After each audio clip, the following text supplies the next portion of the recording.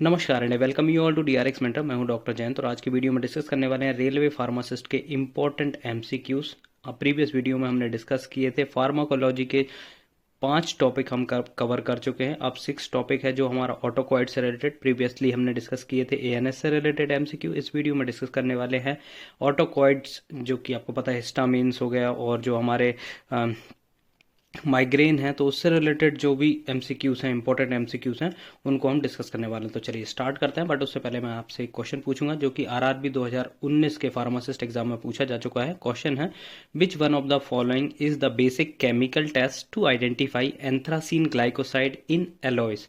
आपके ऑप्शन है modified Borntrager test, Keller Kiliani test, Borntrager test, Legal test. तो right answer आपको करना है कमेंट, प्लस आपको ये भी बताना है कि एलॉय का बायोलॉजिकल सोर्स क्या होता है, इसका बोटेनिकल नेम और इसकी फैमिली भी आपको साथ कमेंट करना है। तो चलिए स्टार्ट करते हैं। और हाँ, एक और आप ये कर सकते हैं कि साथ में आप कॉपी पेन लेके रखें, तो जैसे ही मैं क्वेश्चन पढ़ूंगा आपको यदि आंसर पता है तो आप उसका आंसर लिख लें और लास्ट में अपने आंसर को मैच करें, सो दैट आपका इवेल्यूशन भी हो जाएगा कि जो आपकी फार्माकोलॉजी की प्रिपरेशन है या रेलवे फार्मासिस्ट की प्रिपरेशन है वो कैसी चल रही है। अदरवाइज आप डायरेक्टली कमेंट भी कर सकते हैं, कमेंट करके बाद में आप आंसर मैच कर सकते हैं। तो चलिए स्टार्ट करते हैं। सबसे पहला क्वेश्चन है, which is not a second generation anti histaminic agent. इनमें से कौन सा सेकेंड जनरेशन एंटी हिस्टामाइंस एजेंट नहीं है? ऑप्शंस हैं सिट्रिजिन, साइक्लाजिन, लोराटिडिन, फेक्सोफेनाडिन। इसका राइट आंसर है cyclizine. Anti histaminic may be classified into first generation and second generation compound on the basis of CNS penetrations and anticholinergic properties. A first generation antihistamines can penetrate blood brain barrier and possess additional cholinergic properties. जो first generation एंटीहिस्टामाइंस होते हैं वो blood brain barrier को cross कर सकते हैं और उनके अंदर वो एडिशनली एंटीकोलिनर्जिक प्रॉपर्टीज भी होती हैं, जिसके कारण जो कि सेकेंड जो जनरेशन होती है उनमें नहीं होती हैं। ठीक है, तो cyclizine is a first generation, whereas cetirizine, loratadine, fexofenadine are second generation drugs. ये आप क्लासिफिकेशन भी देख सकते हैं। H1 एंटागोनिस्ट, कन्वेंशनल एंटीहिस्टामाइन, जिसके अंदर आता है हाईली सेडेटिव। हाईली सेडेटिव में आता है diphenhydramine, dimenhydrinate, promethazine, hydroxyzine. Moderately sedative pheniramine, cyproheptadine, meclizine, cinnarizine. Mildly sedative में आता है क्लोरफेनेरामीन, डेक्स क्लोरफेनेरामीन, ट्राई प्रोलिडीन और क्लेमस्टीन। सेकेंड जनरेशन एंटीहिस्टामाइन जो कि नॉन सेडेटिव होते हैं उनमें आता है फेक्सोफेनाडिन, लोराटिडिन, डेसलोराटिडिन, सिट्राजीन, लेवोसिट्राजीन। सिट्राजीन का ही लीवो आइसोमर है लेवोसिट्राजीन और ये कंपैरेटिवली सिट्राजीन से कम सेडेटिव होता है। एजेलिस्टीन, मिजोलिस्टीन और एवलिस्टीन। तो ये आपको याद रखना है क्योंकि क्लासिफिकेशन से डायरेक्टली आपके क्वेश्चन बनते हैं। नेक्स्ट क्वेश्चन है, the drug possessing antagonistic action at histamine, serotonin and muscarinic receptors. आपके ऑप्शन है प्रोमेथाजीन, टरफेनाडीन, साइप्रोहेप्टाडीन, हाइड्रोक्सीजिन। इनमें से कौन सा एजेंट है जो कि एंटागोनिस्टिक इफेक्ट रखता है हिस्टामिन, सेरोटोनिन और मस्करिनिक रिसेप्टर्स की? तो इसका राइट आंसर है साइप्रोहेप्टाडीन। आपने देखा होगा वहाँ पे सेरोटोनिन वगैरह, जैसे कि हम हंगर भूख वगैरह बढ़ाने के लिए भी साइप्रोहेप्टाडीन सिरप वगैरह यूज़ किया जाता है, साइप्रोहेप्टाडीन टैबलेट यूज़ किया जाता है। बाकी जो है आपके वो हिस्टामाइंस से रिलेटेड हैं। ठीक है, जो हमने देखे थे अभी हाइड्रोक्सीजिन, टरफेनाडीन, प्रोमेथाजिन, ये सभी हिस्टामाइन ब्लॉकर होते हैं। नेक्स्ट है, ड्रग यूजफुल फॉर गाउट। आपने सुना होगा गाउट मतलब होता है गठिया, जो मतलब जॉइंट पेन वगैरह होता है जिसमें, तो उसमें कौन सी यूज़ की जाती है? पायरिजेनामाइड, रिफाम्पिसिन, एलोप्यूरिनॉल, नैलॉक्सोन। देखिए पायरिजेनामाइड और रिफाम्पिसिन ये एंटी टीबी ड्रग है, नैलॉक्सोन ये ओपाइड एंटागोनिस्ट है, एलोप्यूरिनॉल इसका राइट आंसर है। ठीक है, गाउट्स में आप यहाँ पे इसका क्लासिफिकेशन देख सकते हैं। एक्यूट गाउट में एनएसआईडीज, कोल्चिसिन, ग्लूकोकॉर्टिकॉइड्स यूज किए जाते हैं, वाइल क्रोनिक गाउट से हाइपर यूरेसीमिया कंडीशन में यूरिकोसोरिक एजेंट्स लाइक प्रोवेनेसेट, सल्फीन पायराजोन और सिंथेसिस इनहिबिटर जो यूरिक एसिड होता है उसकी सिंथेसिस को इनहिबिट करते हैं, वो एलोपेरिनॉल और फेबुक्सिड। तो आप जब भी फार्मासिस्ट बनेंगे तो आपको ये फेबुक्सिड 40 mg और 80 mg के कॉम्बिनेशन, 40 mg और 80 mg के स्ट्रेंथ में आपको मिलेगा।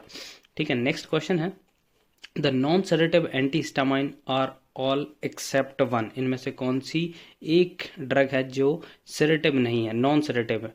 ठीक है, फेक्सोफेनाडीन, डेसलोराटिडिन, लेवोसिट्राजीन, सिनाराजीन। तो इसका राइट आंसर है सिनाराजीन। नेक्स्ट है,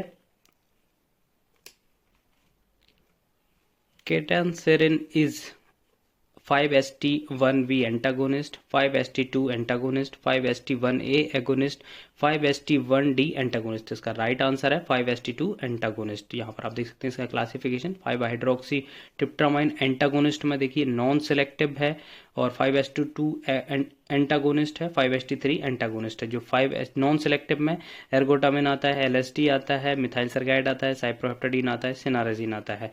वाइल 5-HT2 एंटागोनिस्ट में कैटानसेरिन, रिटानसेरिन, क्लोजापिन, रेस्पेरिडोन आता है। 5-HT3 ऑन्डेनसेट्रॉन, ग्रेनीसेट्रॉन, ट्रोपीसेट्रॉन, पैलोनसेट्रॉन, रेमोसेट्रॉन, जो भी सेंट्रॉन वाली होती है, जो कि जनरली हमारी इमेटिक मतलब जो वोमिटिंग वगैरह होती है उसको प्रिवेंट करने के लिए यूज किए जाते हैं। नेक्स्ट है which one of the following is not a 5-HT receptor antagonist. इसमें से कौन 5-HT रिसेप्टर एंटागोनिस्ट नहीं है? कैटानसेरिन, लेन रियोटाइड, मिथाइल सरगाइड और ट्रोपीसेट्रॉन। तो इसका राइट आंसर है lanreotide, because it is a somatostatin analogues used in acromegaly.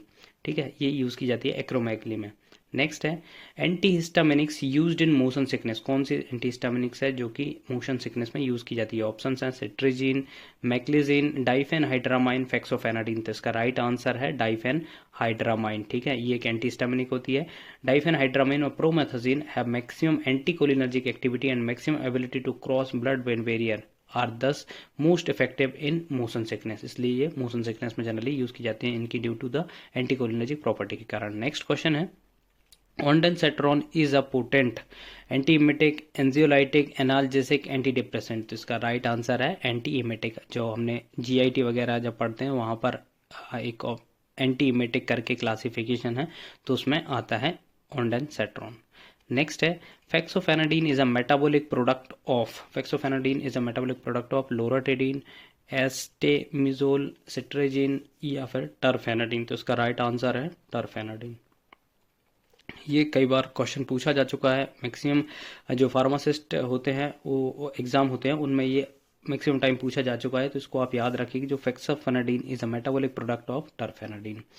Next है selective 5-HT1B/1D receptor agonist useful in acute migraine. तो इनमें से कौन सा मॉलिक्यूल यूज किया जाता है एक्यूट माइग्रेन में? तो इसका राइट आंसर है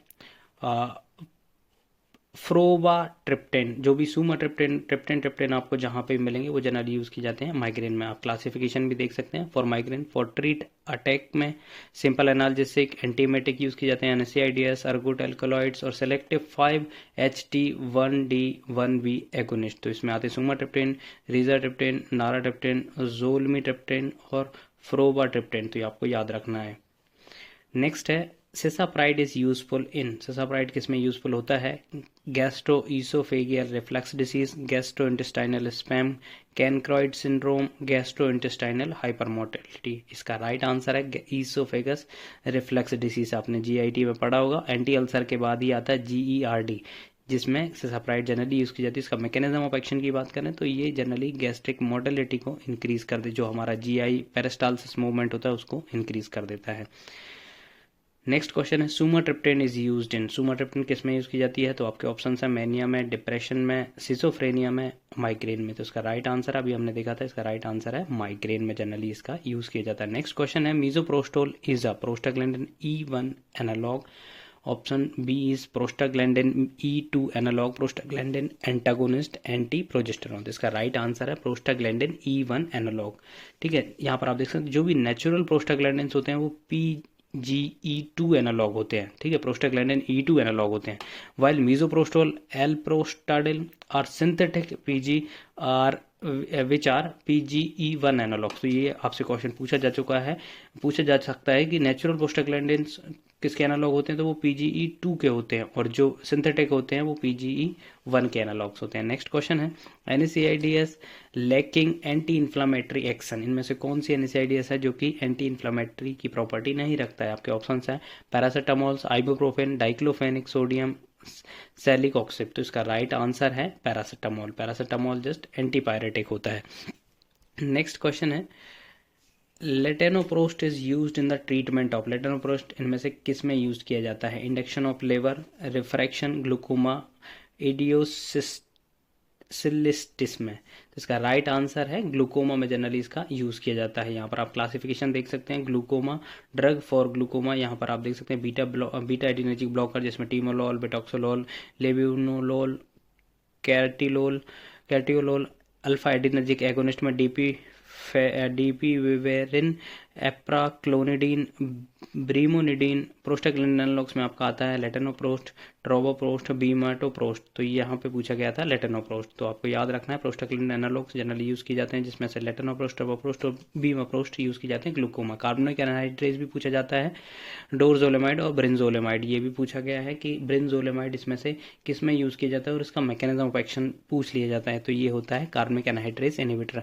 मियोटिक्स में आते हैं पेलोकार्पिन, फाइसोस्टिगमिन और इकोथायोफेट, तो ये आपको याद रखना है, इतनी सारी ड्रग्स आपकी यूज़ की जाती हैं ग्लूकोमा। आई होप ये इन्फॉर्मेशन आपको अच्छी लगी होगी, अच्छी लगी तो प्लीज़ सब्सक्राइब करिए, वीडियो को लाइक करिए, शेयर करिए एंड कमेंट करिए। Thank you.